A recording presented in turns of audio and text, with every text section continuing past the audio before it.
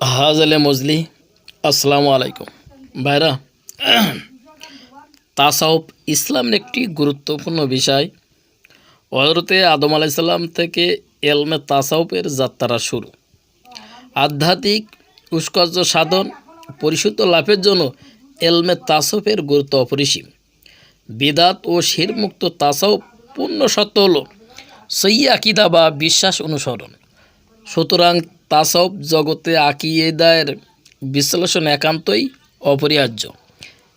এলমের মূল বিষয়সমূহের প্রতি কোরআন ও হাদিসের আলোকে বিশ্বাস স্থাপন করাকে আকীদা বলে। আর এই আকীদার বহু বচন আছে আকাইদ।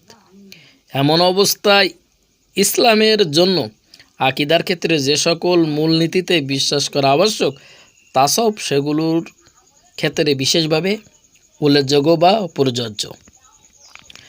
তাসাউফ দেখেন ভাইরা, সেই সৌভাগ্যবান